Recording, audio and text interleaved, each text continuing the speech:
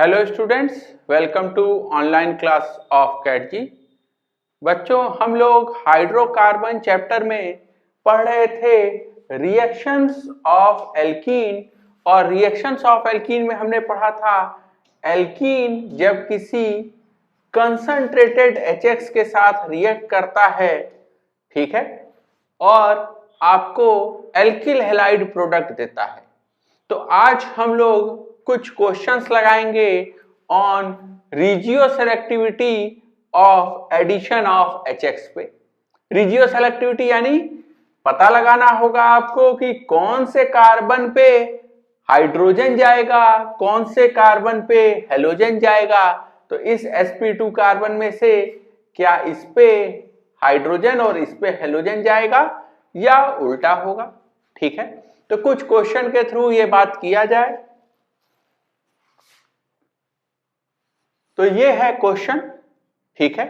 दो sp2 carbon है आपके पास, ठीक है। आपको HX के एडिशन की रिजियो सेलेक्टिविटी की बात करनी, ठीक है। कैसे करेंगे हम लोग? तो ये सवाल हम लोग करेंगे। सबसे पहले आपको समझना होगा कि जब HBr का या किसी और HX का एडिशन होगा एल्कीन पे, उस केस में क्या होगा, एक कार्बन पे जाएगा पॉजिटिव चार्ज और दूसरे कार्बन पे जाएगा hydrogen. There will be formation of carbocation intermediate, ठीक है। कार्बोकैटायन बनना है तो आपको उस कार्बन पे पॉजिटिव चार्ज ले जाना है जहां वो ज्यादा स्टेबल हो। यहां देखिए ये CH3 का कैसा इफेक्ट होगा, प्लस H इफेक्ट, और ये CH3 मेटा पोजीशन पे है, it will have only plus I effect. यहां OH और OCH3 दोनों का प्लस M इफेक्ट है, लेकिन OCH3 का प्लस M इफेक्ट कमजोर है, OH का प्लस M इफेक्ट मजबूत है, ठीक है। यहां पे देखा जाए बेंजीन रिंग और यहां पे OCH3 पॉजिटिव चार्ज अगर यहां आया तो वो p पाई बैक बॉन्डिंग से स्टेबलाइज हो सकता है, ठीक है। यानी पॉजिटिव चार्ज आप यहां रखेंगे, पॉजिटिव चार्ज यहां यानी हाइड्रोजन यहां, तो ये पाई बॉन्ड तोड़ के आपको पॉजिटिव चार्ज यहां और हाइड्रोजन यहां लगाना है। यहां पे जब पाई बॉन्ड तोड़िएगा तो पॉजिटिव चार्ज यहां रखिएगा, हाइड्रोजन को यहां लगाइएगा।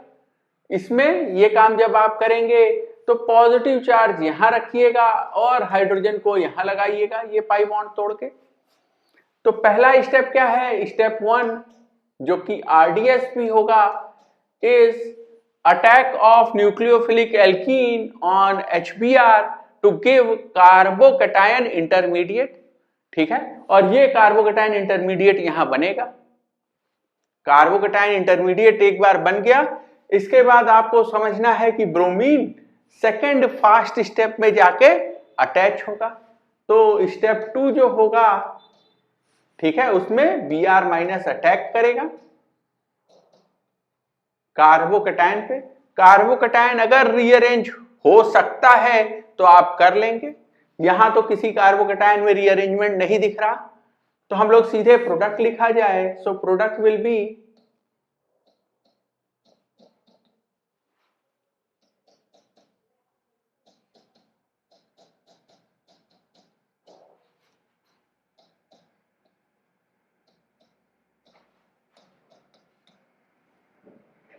इस केस में क्या होगा, सो दिस इज OCH3, ये वाले कार्बन पे हाइड्रोजन लग गया और इस कार्बन पे Br- अटैच हो गया। ऐसा इसलिए हुआ क्योंकि OH का प्लस M इफेक्ट OCH3 के प्लस M इफेक्ट से ज्यादा है। ये लास्ट केस। यहां देखिए, यहां तो कार्बोकैटायन में आपको बैक बॉन्डिंग दिखाई देगा। इसका अगर मैं रेजोनेटिंग स्ट्रक्चर बनाऊं तो resonating structure will look like CHH, this is CH double bond OCH3 plus, ठीक है। तो ये रेजोनेटिंग स्ट्रक्चर है जिसमें आप दिखा रहे हैं कि p पाई बैक बॉन्डिंग हो रहा है।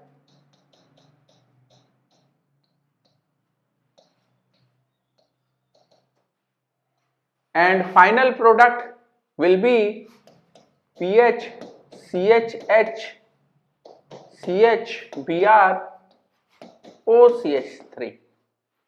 ठीक है, तो इन 3 क्वेश्चंस में हमने HX के एडिशन का रिजियो केमिस्ट्री समझा, कौन से कार्बन पे हेलोजन जाएगा, कौन से कार्बन पे हाइड्रोजन जाएगा, ये चीज हमने समझा।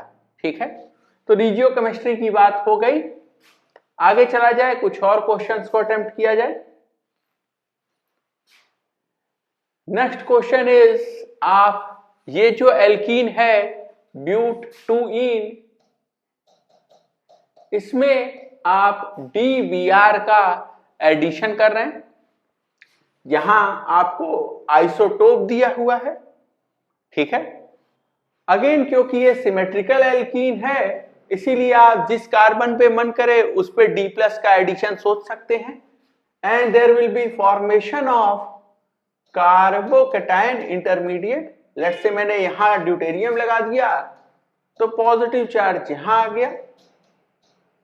इंपॉर्टेंट चीज क्या है कि अब ये वाला कार्बन कायरल सेंटर बन गया, ये वाला कार्बन कायरल सेंटर बन गया, और ये जो कार्बन है ये प्रोकायरल है।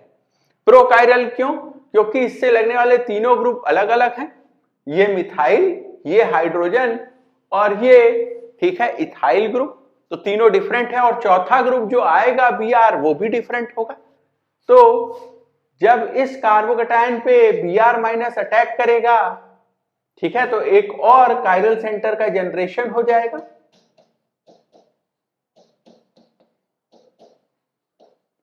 यानी इस रिएक्शन में 2 कायरल सेंटर जनरेट हो गए। ठीक है, और आपको दिखाई देगा कि ये अनसिमेट्रिकल मॉलिक्यूल है with number of chiral centre is equal to 2। तो 2 यहां C* हैं, अनसिमेट्रिकल है ये, और यही वजह है कि इसका 2⁴ 4 आइसोमर्स यहां बनेगा। क्योंकि 4 आइसोमर्स बनेंगे, इसीलिए क्वेश्चन कह रहा है right all possible products. Right all possible products का मतलब क्या है? ये कह रहा है कि आप चारों स्टीरियो आइसोमर बना के दिखाएं। तो इसका चारों स्टीरियो आइसोमर बनाना है। ठीक है, चारों स्टीरियो आइसोमर कैसे दिखेगा?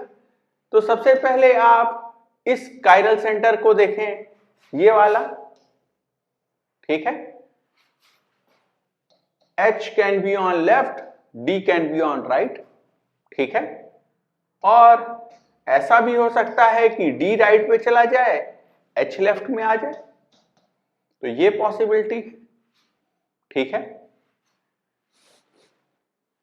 ये एक मैंने बना लिया। अगला मुझे क्या समझना है कि अगला पॉसिबिलिटी ये है कि इस वाले कायरल सेंटर पे H लेफ्ट में हो, Br राइट में हो।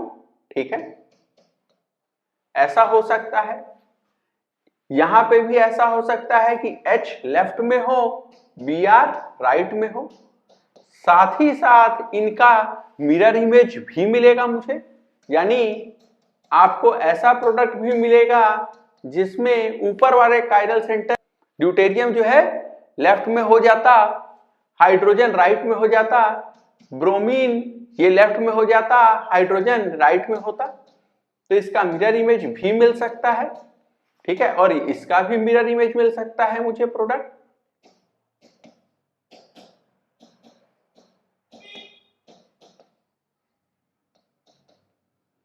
तो मुझे ये चारों आइसोमर प्रोडक्ट्स मिलेंगे।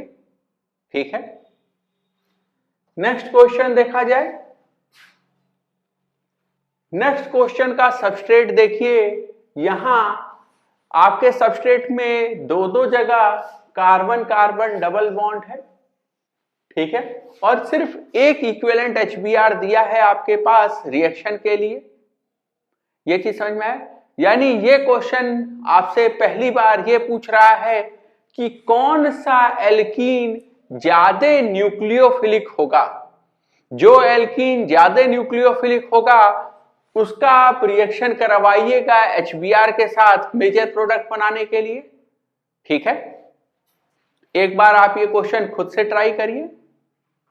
अब हम लोग इसको देखा जाए ये क्वेश्चन। ठीक है, तो सबसे पहले आपको पता चलेगा कि ये जो एल्कीन है दिस इज मोर सब्स्टिट्यूटेड। ठीक है, this alkene is more substituted, it is more nucleophilic, और इसीलिए दिस इज मोर रिएक्टिव। तो मोर रिएक्टिव है, ठीक है, ये वाला, और इसीलिए आप यहां पे पहले रिएक्शन कराएंगे। ठीक है, आप सोचेंगे एज इफ ये H+ और Br- है। ठीक है, एक्चुअली ये H+ और Br- में टूटता नहीं है, लेकिन ऐसे सोचना आसान होगा। एक्चुअली क्या होगा कि एल्कीन एक न्यूक्लियोफाइल इस पे अटैक करेगा और Br- को बाहर निकाल देगा विद जनरेशन ऑफ कार्बोकैटायन। या आप सोच सकते हैं ये क्वेश्चन को आसान बनाने के लिए कि पहले H+ इलेक्ट्रोफाइल ने अटैक किया। ठीक है, अगर पहले आप सोचा आपने कि H+ इलेक्ट्रोफाइल ने अटैक किया तो वो मोर न्यूक्लियोफिलिक एल्कीन पे करेगा, मोर न्यूक्लियोफिलिक एल्कीन पे करेगा तो दो कार्बोकैटायन बन सकते हैं। या तो आप पॉजिटिव चार्ज इस कार्बन पे लाएंगे या तो इस पे लाएंगे। ठीक है, और आपको पता है मोर स्टेबल कार्बोकैटायन के थ्रू आपको जाना है फॉर द मेजर प्रोडक्ट, और यही वजह है कि आप 3 डिग्री कार्बोकैटायन बनाना चाहेंगे।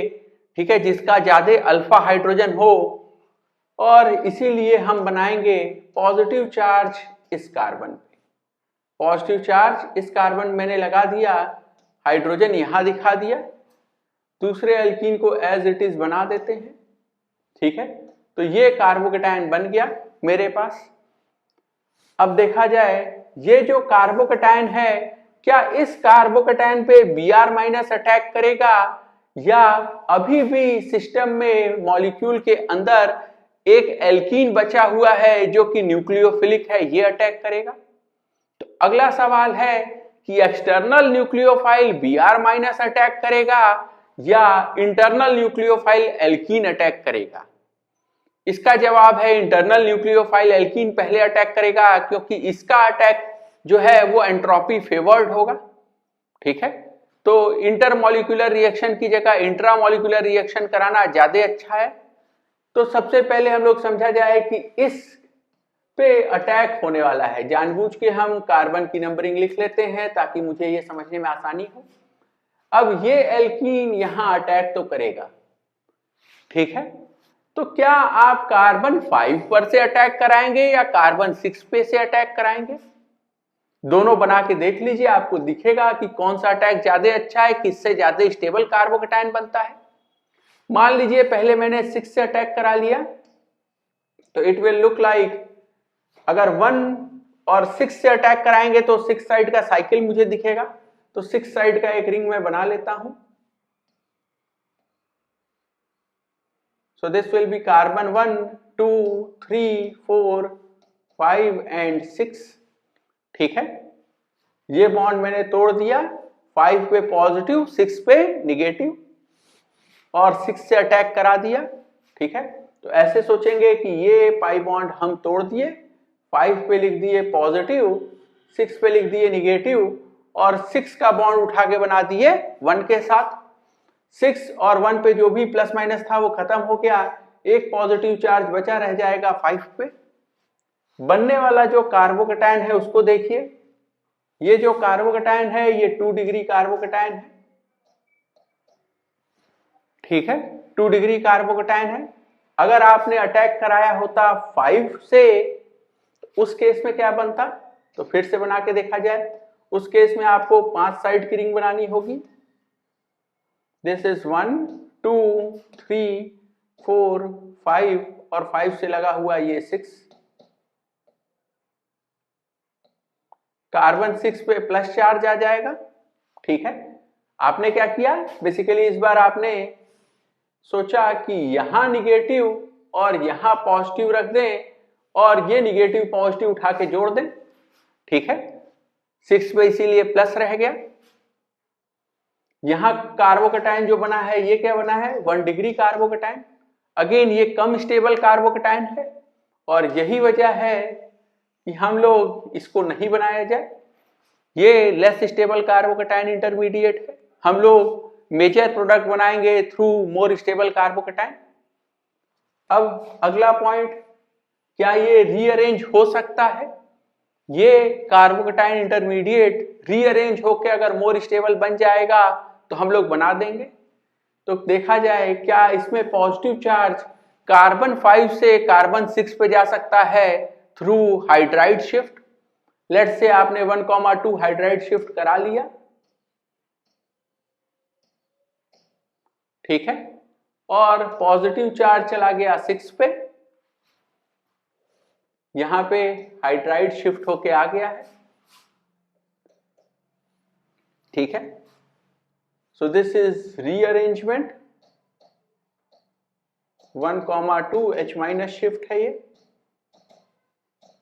आप देखिए पहले जो कार्बोकैटायन था वो 2 डिग्री कार्बोकैटायन था विथ 4 अल्फा हाइड्रोजन, ठीक है, 2 हाइड्रोजन यहां पे और 2 यहां पे। मैंने एक ही H दिखाया है क्योंकि मुझे हाइड्राइड शिफ्ट कराना था, ठीक है। अवेलेबल तो यहां 2 है, तो 4 अल्फा हाइड्रोजन है।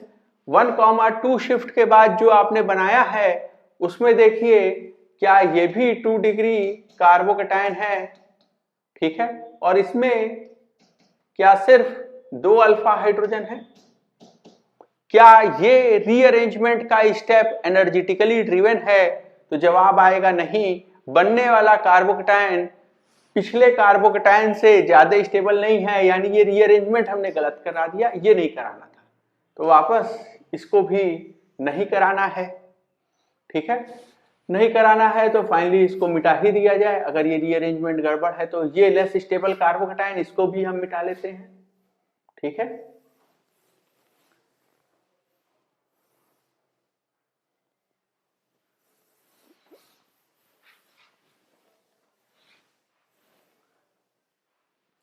और अब हम लोग बात किया जाए कि प्रोडक्ट क्या बनेगा, क्योंकि ये रीअरेंज नहीं हो रहा, इसीलिए Br माइनस अब इस पे अटैक करेगा and final product will B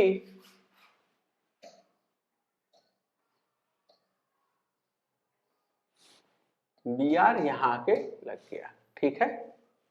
so this will be the final product. ये क्वेश्चन बहुत इंपॉर्टेंट क्वेश्चन है। यहां देखिए हमने क्या इंपॉर्टेंट चीजें सीखी है इस क्वेश्चन के माध्यम से।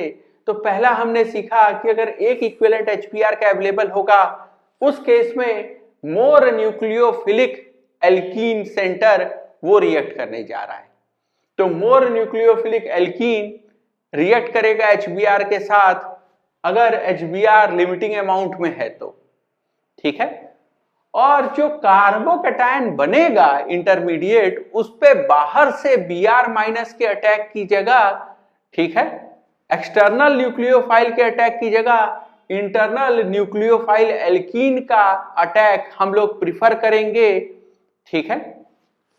अगला पॉइंट, अगर कार्बोकैटायन रीअरेंज हो सकता है तो आप उसको रीअरेंज जरूर कराएंगे। अगर नहीं हो सकता, रीअरेंजमेंट एनर्जेटिकली ड्रिवन नहीं है, तो उस केस में आप फाइनली लास्ट स्टेप में Br माइनस का अटैक कराएंगे कार्बोकैटायन पे और फाइनल प्रोडक्ट बना देंगे। ये अगला क्वेश्चन देखा जाए, इसमें भी यही चीज दिया है, यहां भी 2 एल्कीन है। इस एल्कीन को देखिए, this is more substituted, more nucleophilic and more reactive. ये वाला जो एल्कीन है ये कंपैरेटिवली लेस सब्स्टिट्यूटेड है, ठीक है। अगर इसको मैं कहूं टेट्रा सब्स्टिट्यूटेड तो ये जो है दिस इज मोनो सब्स्टिट्यूटेड। इसके पास ज्यादा इलेक्ट्रॉन डोनेटिंग ग्रुप हैं, इलेक्ट्रॉन डोनेटिंग ग्रुप्स जैसे कि मिथाइल, ठीक है, या एल्किल ग्रुप जो भी आप कहें। इसके पास कम एल्किल ग्रुप है, ठीक है। इसी वजह से ये मोर रिएक्टिव है, और मोर रिएक्टिव है तो HBr के साथ रिएक्ट पहले ये करेगा, ठीक है। तो HBr के साथ इसका रिएक्शन होगा and there will be generation of carbocation intermediate. तो यहां पे कार्बोकैटायन इंटरमीडिएट जनरेट होगा। फिर से बात किया जाए, पॉजिटिव चार्ज यहां आएगा या पॉजिटिव चार्ज जो है इस कार्बन पे जाएगा। ठीक है, तो इसको देखिए, this has CH3 CH3 CH, this has 7 alpha hydrogen, और ये जो कार्बोकैटायन है इसमें क्या होगा, इस कार्बोकैटायन में this is CH2 and this is CH, this has 5 alpha hydrogen. ठीक है, तो ये दो कार्बोकैटायन जो बन सकते थे उसमें ये लेस स्टेबल कार्बोकैटायन है, ये मोर स्टेबल कार्बोकैटायन है। मेजर प्रोडक्ट हमेशा मोर स्टेबल कार्बोकैटायन से बनेगा, तो इसको हटा दिया जाए। ठीक है, इससे तो माइनर प्रोडक्ट बनेगा। दिस इज मोर स्टेबल, तो मोर स्टेबल कार्बोकैटायन के थ्रू मेजर प्रोडक्ट बनाने की बात की जाए। अगला इसमें बात किया जाए कि क्या ये इंटरनल न्यूक्लियोफाइल यहां अटैक कर पाएगा। नंबरिंग कर लिया जाए कार्बन का, 1 2 3 4 5 6 एंड 7। 7 से तो आप वैसे भी अटैक नहीं कराएंगे, 7 साइड का रिंग नहीं बनाएंगे।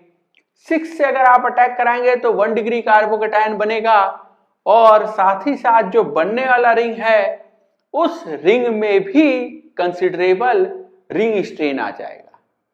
यही वजह है कि यहां इंटरनल न्यूक्लियोफाइल एल्कीन्स का अटैक यहां नहीं होगा। There will be attack of external nucleophile Br-। ठीक है, और इस केस में आपको फाइनल प्रोडक्ट मिल जाएगा ऐसा कुछ। ये जो प्रोडक्ट है ये मेजर हो जाएगा। ठीक है, ध्यान दीजिएगा, यहां इंटरनल न्यूक्लियोफाइल एल्कीन अटैक नहीं करेगा, क्योंकि बनने वाला जो रिंग है या कार्बोकैटायन है वो स्टेबल नहीं बन पा रहा है। ठीक है, तो स्टेबल कार्बोकैटायन नहीं बन रहा, रिंग में भी काफी स्ट्रेन आ रहा है। यही वजह है कि यहाँ इंटरनल न्यूक्लियोफाइल एल्कीन ने अटैक नहीं किया। ठीक है, आप एक्सटर्नल न्यूक्लियोफाइल Br- का अटैक कराएंगे और प्रोडक्ट बना देंगे। ठीक है, अब हम लोग अगला क्वेश्चन देखा जाए।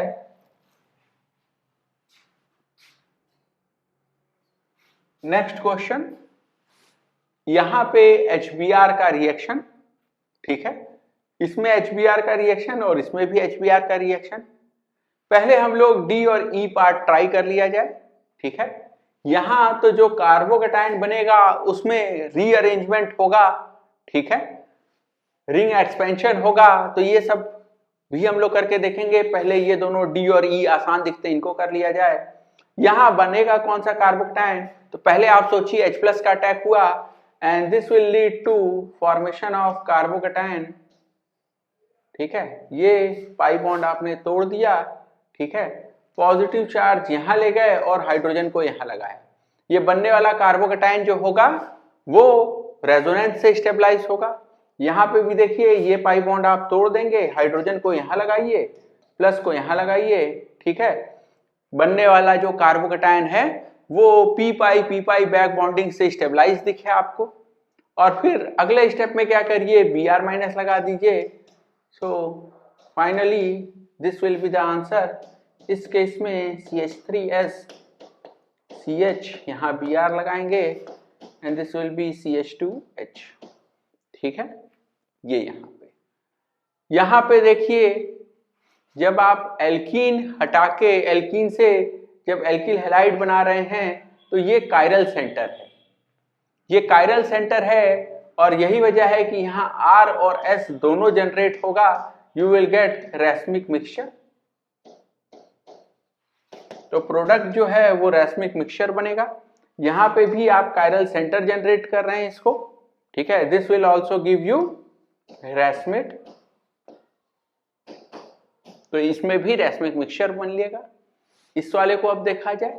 सबसे पहले यहाँ ये पाई बॉन्ड तोड़ना है आपको, यहाँ हाइड्रोजन लगाना है, यहाँ प्लस लगाना है।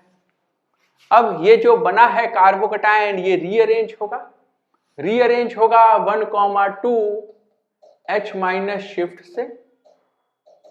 तो हाइड्राइड शिफ्ट कराइएगा और अगला कार्बोकैटायन बन जाएगा CH3C+, CH2 CH3। ठीक है, और ऐसा अगला there will be 1,2 bond shift, ठीक है। तो अगले रीअरेंजमेंट में there will be 1,2 bond shift, 1,2 bond shift लिखिए आप, या इसी को रिंग एक्सपेंशन लिख लीजिए, ठीक है।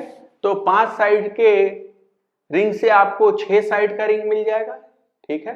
This will B CH3 CH2 CH3, और अब यहाँ पे 6 साइड का रिंग आपको मिल गया, ठीक है। पॉजिटिव चार्ज इस कार्बन पे चला गया, ठीक है।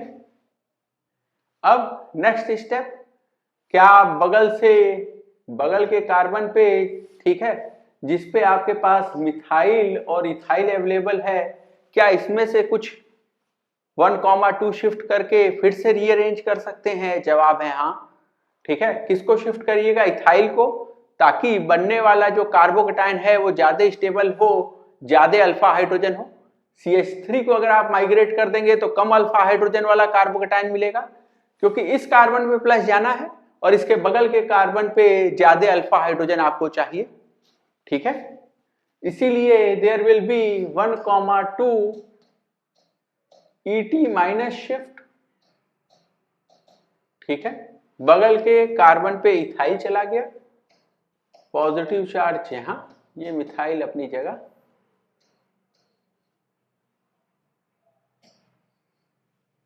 और यहां पे आ गया इथाइल, ठीक है। पॉजिटिव चार्ज यहां आ गया, और फाइनली क्या होगा, अब कोई रीअरेंजमेंट पॉसिबल नहीं है, ये एक स्टेबल कार्बोकेटाइन है, और इस पे जो है वो Br माइनस अटैक करेगा, तो this will be the final answer, ठीक है। ये बनेगा आपका फाइनल आंसर, ठीक है। This is last step, Br minus attack. तो इस क्वेश्चन से हमने क्या सीखा? इस क्वेश्चन से हमने सीखा कि HBr का जब एडिशन होगा तो आप पहले स्टेप में जिस कार्बोकेटाइन को जनरेट किए हैं वो रीअरेंज हो सकता है। कार्बोकेटाइन रीअरेंजमेंट हम ऑलरेडी पढ़ के आए हैं, तो ring expansion, ethyl shift, methyl shift, hydride shift, जब तक रीअरेंजमेंट पॉसिबल हो, पहले वाले से ज्यादा स्टेबल आपको कार्बोकेटाइन रीअरेंज होके मिलता जाए, आप रीअरेंजमेंट कराते जाएंगे, ठीक है। यहां देखिए हम लोगों ने कितना रीअरेंजमेंट कराया, सबसे पहले 1,2 H माइनस शिफ्ट कराया, फिर 1,2 बॉन्ड शिफ्ट या रिंग एक्सपेंशन कराया, फिर 1,2 ET माइनस शिफ्ट कराया, ठीक है। तो हमने 3 रीअरेंजमेंट कराए, 3 1,2 शिफ्ट कराए। हर एक बार रीअरेंज कार्बोकेटाइन पहले से ज्यादा स्टेबल है, और इसीलिए हम रीअरेंजमेंट कराते जाएंगे। रीअरेंज कार्बोकेटाइन से आपको मेजर प्रोडक्ट मिलेगा, ठीक है। तो जब भी प्रोडक्ट की बात होगी हम लोग रीअरेंज कार्बोकेटाइन से बनाएंगे। रिएक्टिविटी की बात होती तो करस्पॉन्डिंग कार्बोकेटाइन से ही रिएक्टिविटी हम लोग डिसाइड कर लेते, ठीक है। ये बात एकदम बैठा लीजिए मन में कि रिएक्टिविटी का मतलब है करस्पॉन्डिंग कार्बोकेटाइन और प्रोडक्ट का मतलब है रीअरेंज कार्बोकेटाइन से, ठीक है।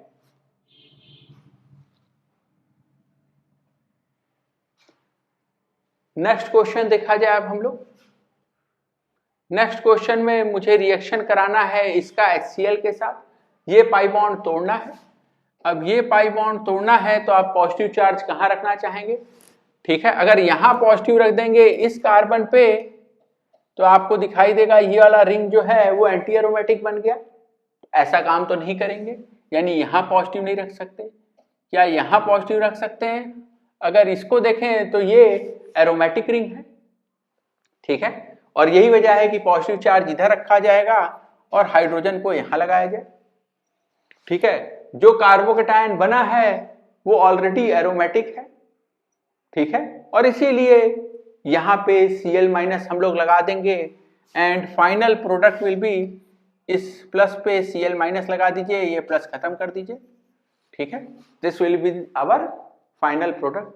यहां देखा जाए आप कौन से कार्बन पे प्लस चार्ज रखना चाहेंगे, तो यहां अगर प्लस रखेंगे तो फिर से एंटी एरोमेटिक बनेगा, यानी प्लस यहां रखना है। तो ये पाई बॉन्ड तोड़ दीजिए, प्लस यहां रख दीजिए, हाइड्रोजन यहां लगा दीजिए, ठीक है।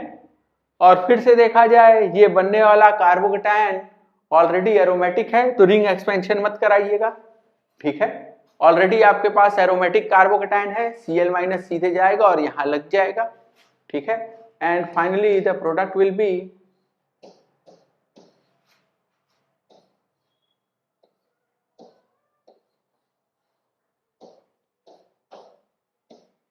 Cl यहां H यहां, ठीक है। तो ये मेरा फाइनल प्रोडक्ट बन गया। अगला क्वेश्चन देखा जाए, नेक्स्ट क्वेश्चन, HBr का एडिशन कराना है इन एल्कीन्स पे, क्या किया जाए, पाई बॉन्ड तोड़ दिया जाए। पाई बॉन्ड तोड़ के एक कार्बन को H और एक को पॉजिटिव चार्ज, कैसे डिसाइड करेंगे, डिसाइड ऐसे करेंगे कि जहां पे मोर स्टेबल कार्बोकेटायन बनता हो, तो यहां पे हाइड्रोजन लगा दिया जाए, यहां पॉजिटिव चार्ज रख दिया जाए, ठीक है। ये कार्बोकेटायन के पास 5 अल्फा हाइड्रोजन है, 5 अल्फा हाइड्रोजन कैसे, 2 ये, एक ये तीसरा और 2 यहां से, 5 अल्फा हाइड्रोजन। यहां पे देखा जाए पॉजिटिव चार्ज अगर आप यहां रखेंगे you will have 5 alpha hydrogen, ठीक है। अगर आप उल्टा रखते तो उस केस में क्या दिखता आपको, this will B CH3 thrice C पे अगर प्लस चार्ज रख दें तो this will B CH2 CH3, ठीक है, ये CH। इस केस में आपको क्या दिखाई देगा, सिर्फ 2 अल्फा हाइड्रोजन, ठीक है। तो ये कार्बोकेटायन और ये कार्बोकेटायन में से आप किसको प्रिफर करेंगे, इस वाले को, ये अलामत बना दीजिएगा, ठीक है। ये कार्बोकेटायन कम स्टेबल है, इसको नहीं बनाना है, ये कार्बोकेटायन बन गया। अब क्या बनने वाले कार्बोकेटायन में रीअरेंजमेंट पॉसिबल है, आपको दिखाई देगा कि 1,2 H- शिफ्ट यही कर सकते हैं आप, क्योंकि बगल के कार्बन पे, ठीक है, हाइड्राइड ही अवेलेबल है, ये बल्कि ग्रुप को अगर मूव कर दीजिएगा तो कोई फायदा नहीं होगा, ठीक है। तो अगर आप 1,2 H- शिफ्ट इसमें करेंगे भी तो भी आपको पहले से ज्यादा स्टेबल कार्बोकेटायन नहीं मिलेगा, यही वजह है कि यहाँ कार्बोकेटायन रीअरेंजमेंट नहीं होगा। So there will be no rearrangement, ठीक है, और कोई रीअरेंजमेंट नहीं होगा। प्रोडक्ट जो है वो यहीं आप Br- लगा दीजिए, ठीक है। And final product will B CH3 thrice C CH2 CH Br CH3। अच्छा, इस क्वेश्चन में बहुत बच्चे गलती करेंगे, वो क्या करेंगे, ये लेस स्टेबल कार्बोकेटायन बना देंगे ये सोच के कि इसमें आगे चल के मिथाइल शिफ्ट करके वो 3 डिग्री कार्बोकेटायन बना सकते हैं। ये गलती आप कभी भी नहीं करिएगा।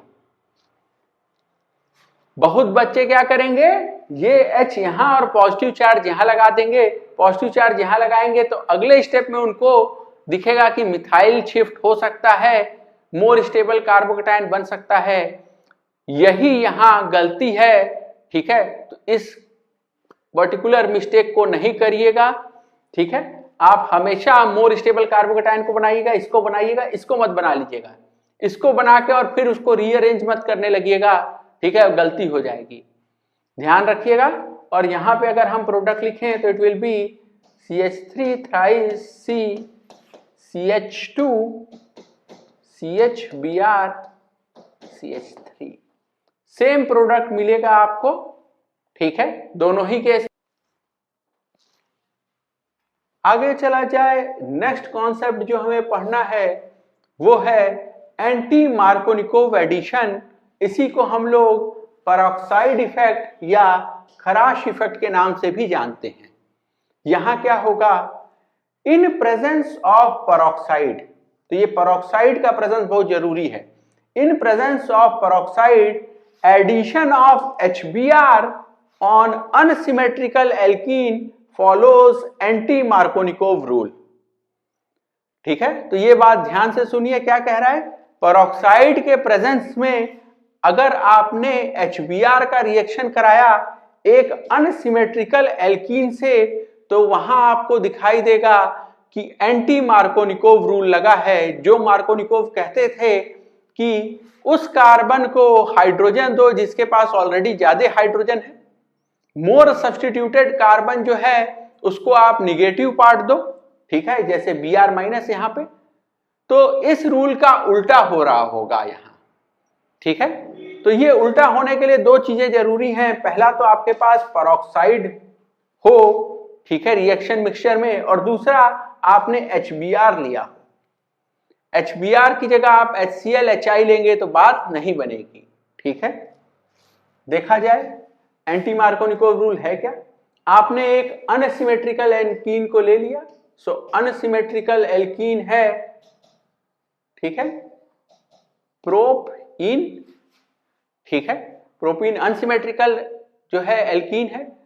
अगर आप सिंपली इसमें HBr का एडिशन कराते तो ये क्या फॉलो करता? Markovnikov rule. और मार्कोनिकोव रूल क्या कहता है कि यहाँ पे हाइड्रोजन ज्यादा है, ठीक है, और इसीलिए H+ यहां, और मोर सब्स्टिट्यूटेड कार्बन पे Br माइनस, और ये प्रोडक्ट बन जाएगा 2 ब्रोमो प्रोपेन, ठीक है। So this is Markovnikov product.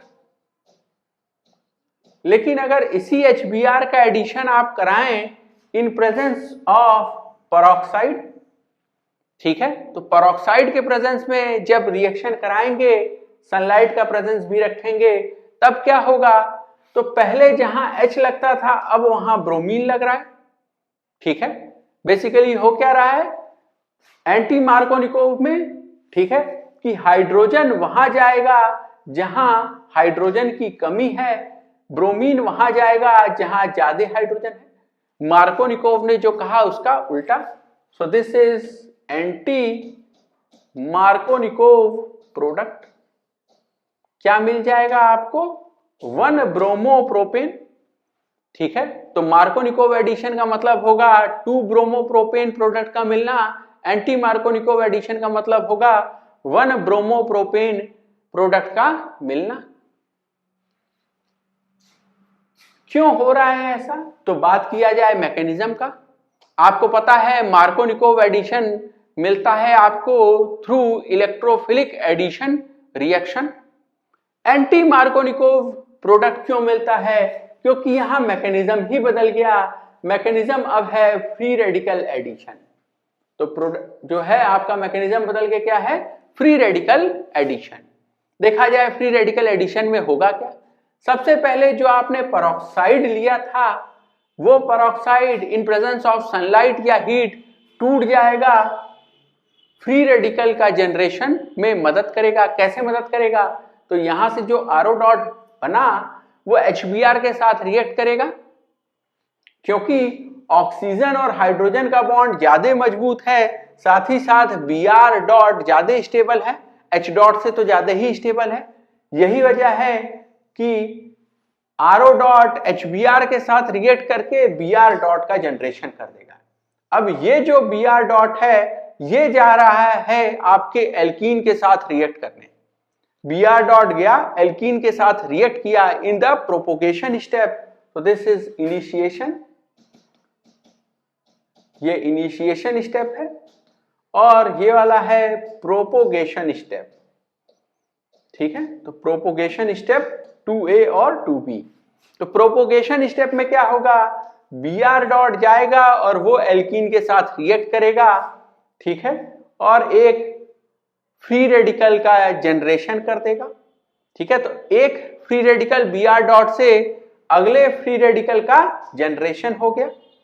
अब ये फ्री रेडिकल फिर से HBr के साथ रिएक्ट करेगा, ठीक है, HBr के साथ रिएक्ट करेगा, फिर से ये क्या करेगा? यहां से H डॉट को खींच लेगा, H डॉट को खींच लिया इसने और Br डॉट को वापस से जनरेट कर दिया।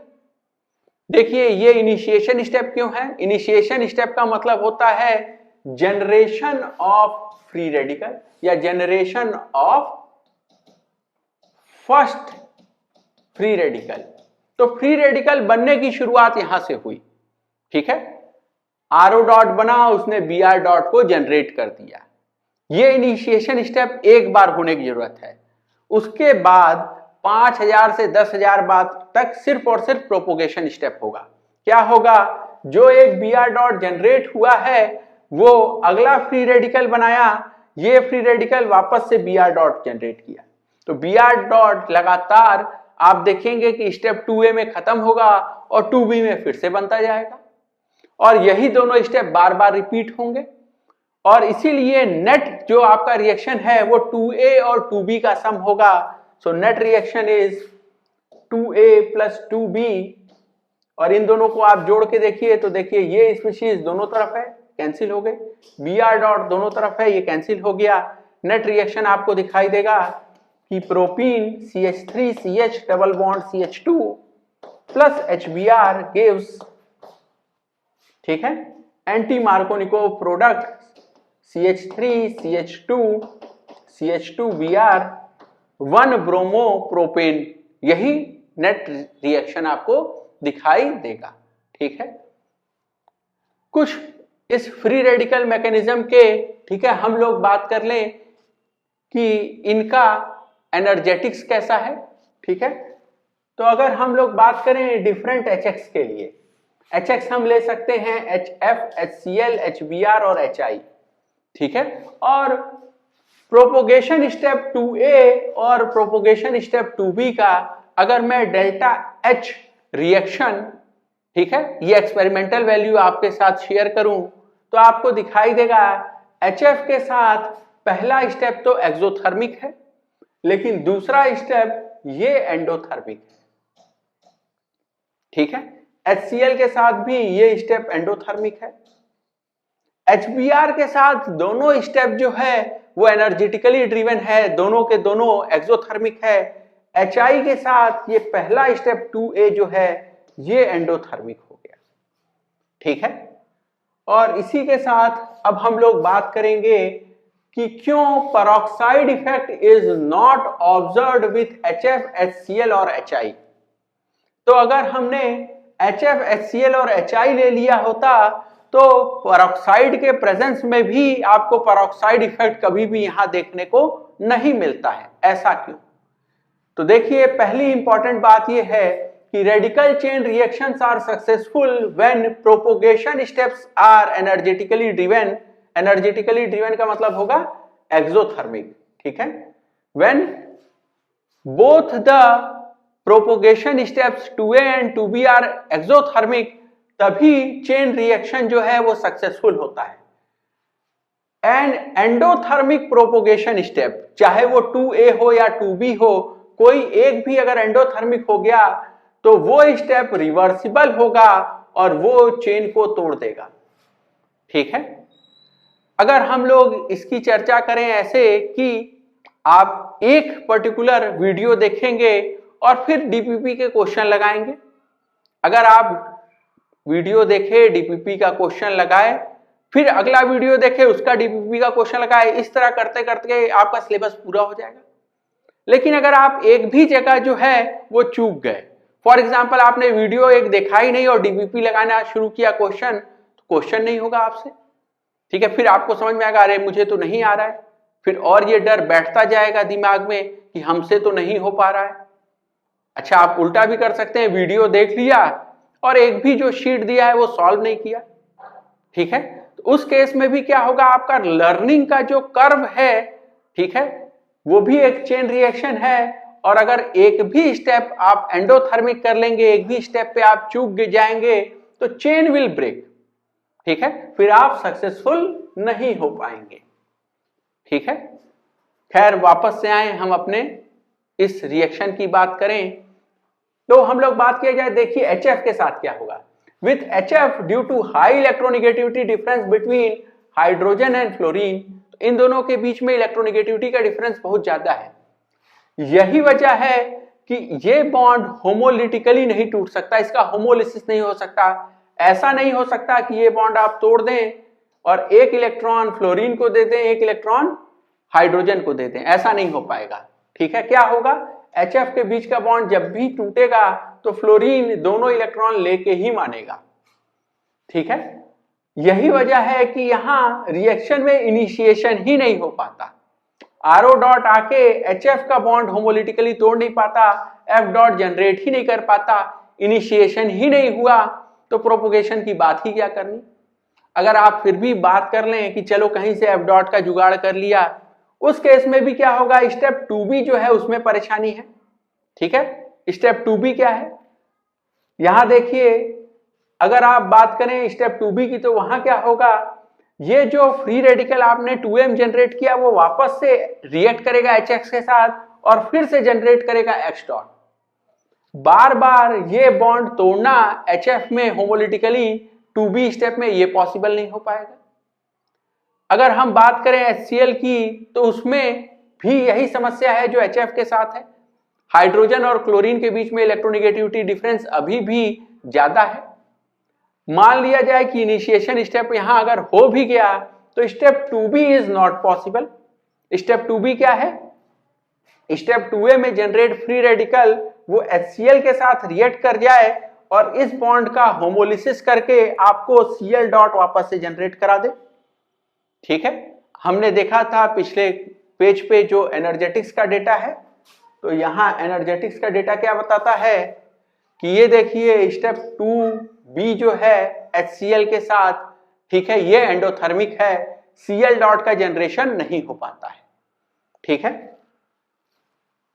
और यही वजह है कि HCl जो है वो पेरोक्साइड इफेक्ट नहीं शो करता। अगर बात किया जाए HI के साथ, तो HI के साथ परेशानी क्या है, HI के साथ स्टेप 2A में परेशानी है। स्टेप 2A जो है वो एंडोथर्मिक हो जाता है। एल्कीन जो है वो जनरेटेड I डॉट के साथ रिएक्ट करके, ठीक है, ये फ्री रेडिकल नहीं बनाता।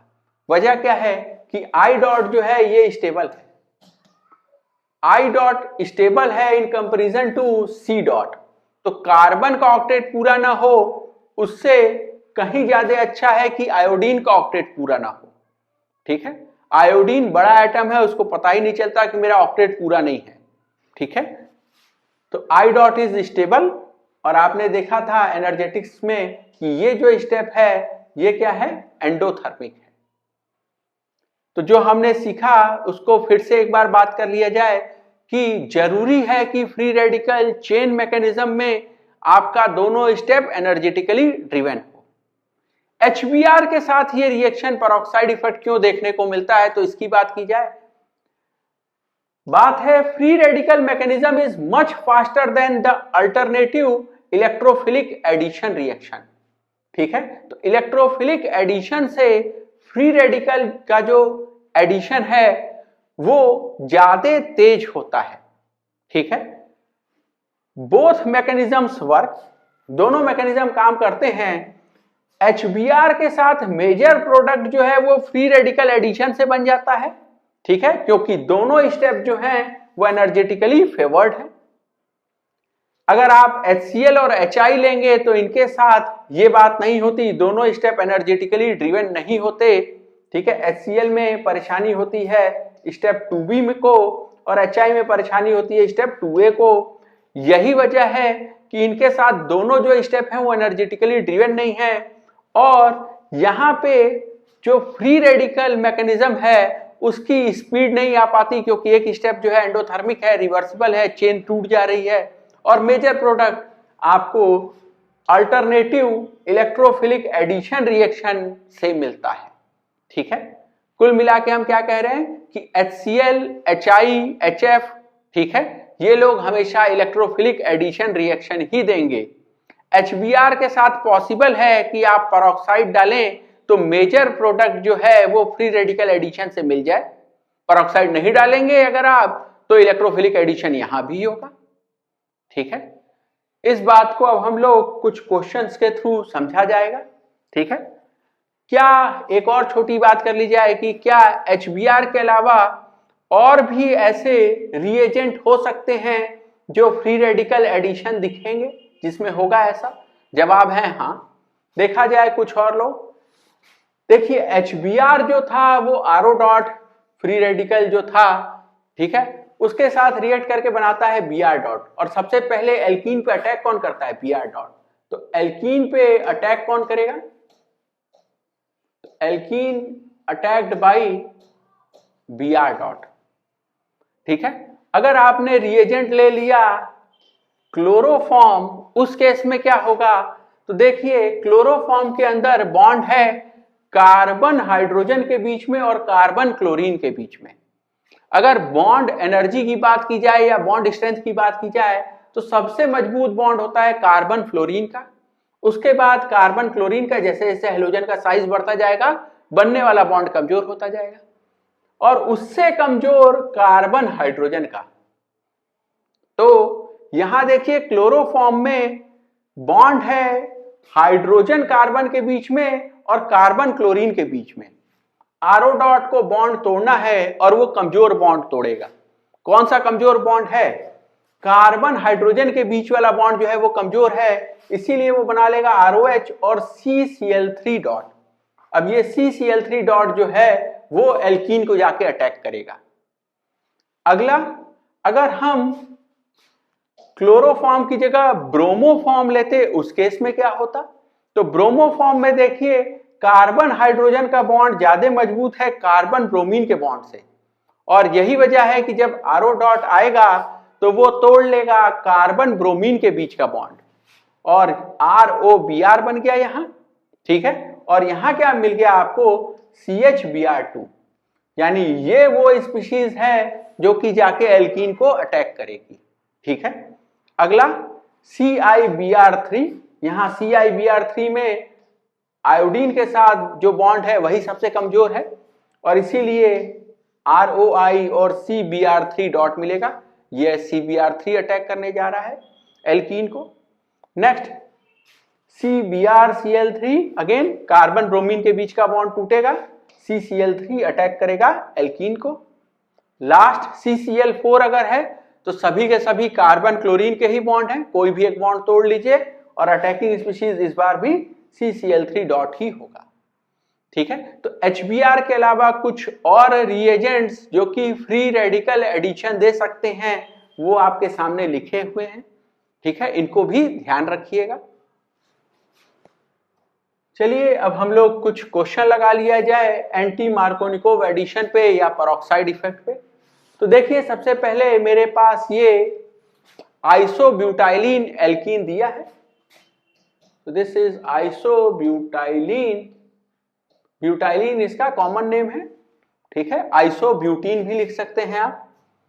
खैर चला जाए, HBr के साथ अगर आपने इसका रिएक्शन कराया तो ये होगा इलेक्ट्रोफिलिक एडिशन रिएक्शन, और अगर आपने पेरोक्साइड ले लिया then this will be free radical addition reaction, ठीक है।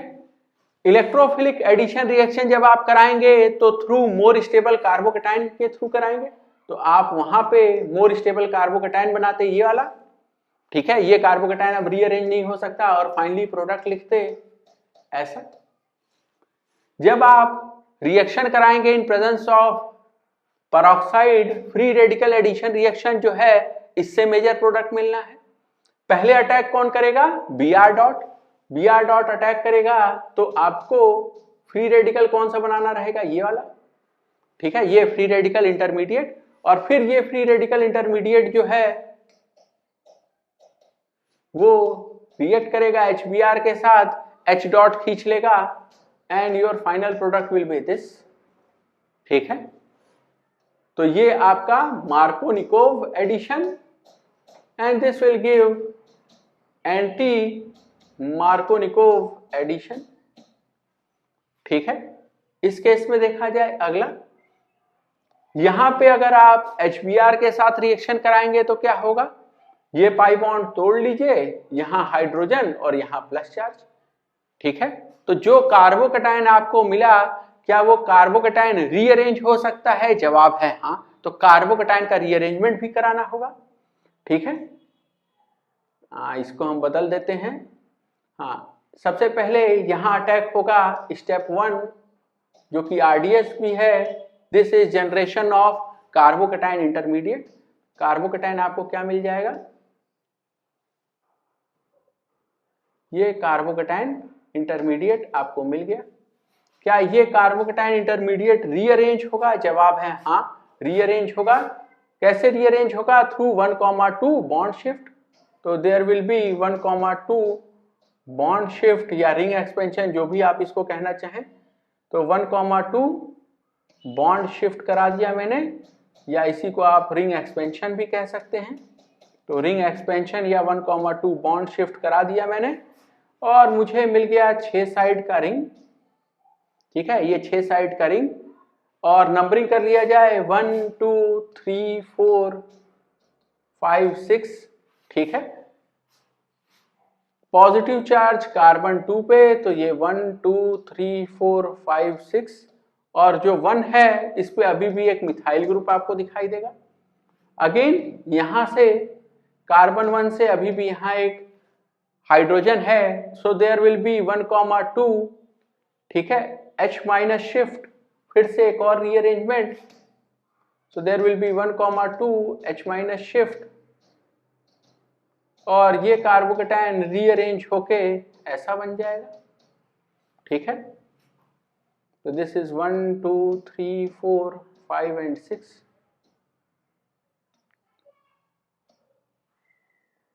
अब फाइनली Br माइनस इस कार्बोकेटायन पे, रीअरेंज कार्बोकेटायन पे अटैक करेगा, and the product will B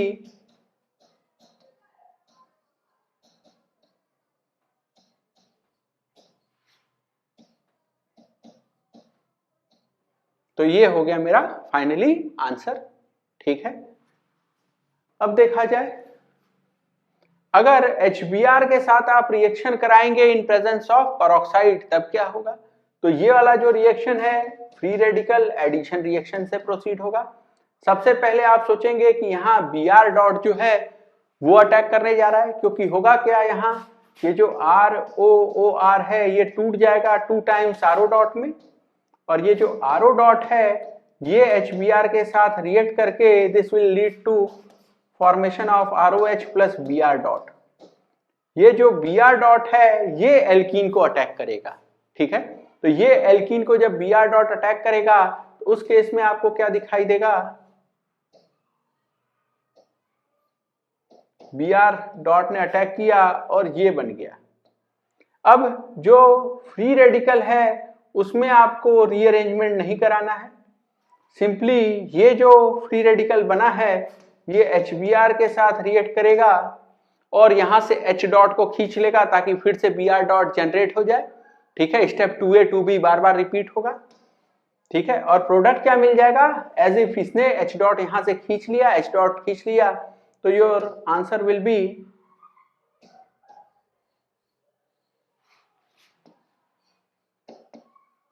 यहां ब्रोमीन और यहां हाइड्रोजन। ठीक है, अब ये जो मैंने आंसर बनाया, ठीक है, ये मैं सिंपली ये भी सोच सकता था कि क्यों ना इस डबल बॉन्ड को तोड़ दिया जाए। ठीक है, डबल बॉन्ड को तोड़ा जाएगा तो ये है CH2, ये है CH। मार्कोनिकोव, ये देखिए एंटी मार्कोनिकोव एडिशन होना है। ठीक है, और अच्छी बात क्या है कि कोई कार्बोकेटायन रीअरेंजमेंट यहां होगा नहीं, क्योंकि ये तो फ्री रेडिकल एडिशन मैकेनिज्म होता है पेरोक्साइड इफेक्ट में। यानी कि आपको सिंपली ये सोचना है कि डबल बॉन्ड तोड़ना है। मार्कोनिकोव कहते थे कि जहां हाइड्रोजन ज्यादा है उसको हाइड्रोजन दो, आपको उल्टा बात करना है, यहां हाइड्रोजन कम है इसको हाइड्रोजन दे दीजिए, इसको ब्रोमीन दे दीजिए और सीधे यहीं से आंसर लिख दीजिए। ठीक है, या आपका मन है तो पूरा मैकेनिज्म के साथ लिखिए, पहले Br डॉट का अटैक कराइए, फ्री रेडिकल बनाइए, फिर उस फ्री रेडिकल पे H डॉट लगा दीजिए, ये भी कोई बहुत कठिन काम नहीं है। ठीक है, तो ये क्वेश्चन आपको समझ में आया। आगे चला जाए, नेक्स्ट इस क्वेश्चन को देखा जाए। ठीक है, यहां देखिए ये जो आपको रिएजेंट दिया है, यहां किसके किसके बीच में बॉन्ड है, तो ब्रोमीन और कार्बन के बीच में बॉन्ड है, कार्बन और क्लोरीन के बीच में बॉन्ड है। ठीक है, पेरोक्साइड आपको दिया हुआ है, तो पहला स्टेप क्या होगा, जो आपका पेरोक्साइड है ROOR ये टूट जाएगा किसमें, 2 टाइम्स RO डॉट में। ठीक है, फिर क्या होगा, ये जो RO डॉट है ये रिएक्ट करेगा आपके रिएजेंट BrCCl3 के साथ, और इसके अंदर जो सबसे कमजोर बॉन्ड है उसको तोड़ देगा। सबसे कमजोर बॉन्ड कौन सा, कार्बन ब्रोमीन का, ये इसके साथ चला गया। This will lead to formation of ROBr plus CCl3 dot. अब ये जो CCl3 डॉट है ये अटैक करेगा आपके एल्कीन को, तो आप पीएच, ठीक है, ये दोनों क्या है, ये इनिशिएशन स्टेप है, इनिशिएशन स्टेप। अब आप बात कर रहे हैं प्रोपोगेशन स्टेप 2A और 2B की। तो प्रोपोगेशन स्टेप 2A में क्या होगा, एल्कीन जो है आपका ये अटैक होगा किससे, CCl3 डॉट से, ठीक है, और मोर स्टेबल एल्कीन बनाइएगा आप। So this will lead to PH CH dot CH2 CCl3, ठीक है। और प्रोपोगेशन स्टेप 2B में क्या होगा, ये यहां जो फ्री रेडिकल आपने बनाया है pH CH dot CH2 CCl3, ये रिएक्ट करेगा वापस, ठीक है, आपके रिएजेंट BrCCl3 के साथ, ठीक है, यहां से Br डॉट को खींच ले जाएगा, तो this will give pH CH Br CH2 CCl3 plus CCl3 dot, ठीक है। अब यहां जो आपका प्रोडक्ट बना है उसमें देखिए ये कार्बन जो है ये कायरल सेंटर है, ठीक है, और यही वजह है कि आपको जो प्रोडक्ट मिलेगा वहां D और L दोनों मिलेगा। सो प्रोडक्ट जब आप लिखेंगे तो वहां लिखिएगा दिस विल बी पीएच, ठीक है, दिस इज CH2 CCl3, ठीक है, HBr, और साथ ही साथ इसका मिरर इमेज भी बनाइएगा, ठीक है। तो बनने वाला जो प्रोडक्ट है वो ऑप्टिकली इनएक्टिव होगा, ठीक है, due to external compensation. External compensation की वजह से बनने वाला प्रोडक्ट जो है वो ऑप्टिकली एक्टिव होगा, क्योंकि आपको रेसमिक मिक्सचर यहाँ पे प्रोडक्ट में मिलेगा। So product is actually racemic, ठीक है, ये चीज समझ में आया। अब हम लोग एक ये लास्ट क्वेश्चन देखा जाए। ये लास्ट क्वेश्चन क्या है, ये क्वेश्चन पूछता है peroxide effect is not observed, peroxide effect नहीं देखने को मिलेगा, या एंटी मार्कोनिकोव एडिशन आपको नहीं देखने को मिलेगा। तो देखिए मार्कोनिकोव एडिशन की चर्चा तो तब होती थी हम लोग अनसिमेट्रिकल एल्कीन पे अनसिमेट्रिकल रिएजेंट का एडिशन कराते थे। तो मार्कोनिकोव और एंटी मार्कोनिकोव की बात तब होगी जब अनसिमेट्रिकल एल्कीन भी हो और अनसिमेट्रिकल रिएजेंट भी हो। देखिए क्या कहीं ऐसा है क्या कि अनसिमेट्रिकल रिएजेंट या अनसिमेट्रिकल एल्कीन ही नहीं दिया है। तो यहां पे देखिए ये एल्कीन सिमेट्रिकल हो गया, अच्छा ये एल्कीन सिमेट्रिकल हो गया, ये वाला एल्कीन ये भी सिमेट्रिकल हो गया। तो एल्कीन ही अगर मेरा सिमेट्रिकल है तो वहां तो बात नहीं हो सकती, रिएजेंट वो भी अनसिमेट्रिकल होना चाहिए। तो HBr HCl HBr HBr ये तो सारे के सारे अनसिमेट्रिकल हैं, लेकिन यहाँ पे एल्कीन अनसिमेट्रिकल है और इसीलिए यहाँ पेरोक्साइड इफेक्ट कहने का कोई मतलब नहीं होगा, मार्कोनिकोव या एंटी मार्कोनिकोव एडिशन कहने का कोई मतलब नहीं होगा। अगला पेरोक्साइड इफेक्ट जो है वो देखने को तब मिलता है जब हम लोग HBr का एडिशन कराते हैं इन प्रेजेंस ऑफ पेरोक्साइड। HCl के साथ कभी भी पेरोक्साइड इफेक्ट देखने को ही नहीं मिलता। तो HF HCl HI के साथ तो पेरोक्साइड इफेक्ट देखने को ही नहीं मिलेगा। यहाँ HCl है और इसलिए इसमें भी पेरोक्साइड इफेक्ट देखने को नहीं मिलेगा। पेरोक्साइड इफेक्ट देखने को मिलता है HBr का एडिशन जब हो इन प्रेजेंस ऑफ पेरोक्साइड। यहां तो पेरोक्साइड का प्रेजेंस ही नहीं है, ठीक है, ये तो सिंपल HBr दे दिया, यानी यहां पे भी इलेक्ट्रोफिलिक एडिशन रिएक्शन होगा, ठीक है, यानी यहां भी आपको पेरोक्साइड इफेक्ट देखने को नहीं मिलेगा। तो चारों ही केस में आपको पेरोक्साइड इफेक्ट देखने को नहीं मिला। Answer will be A B C D। ए में क्यों नहीं देखने को मिला, तो ए का रीजन है, रीजन लिख लिया जाए, यहां रीजन है सिमेट्रिकल एल्कीन, सिमेट्रिकल एल्कीन, ठीक है, डी में भी यही रीजन था, सिमेट्रिकल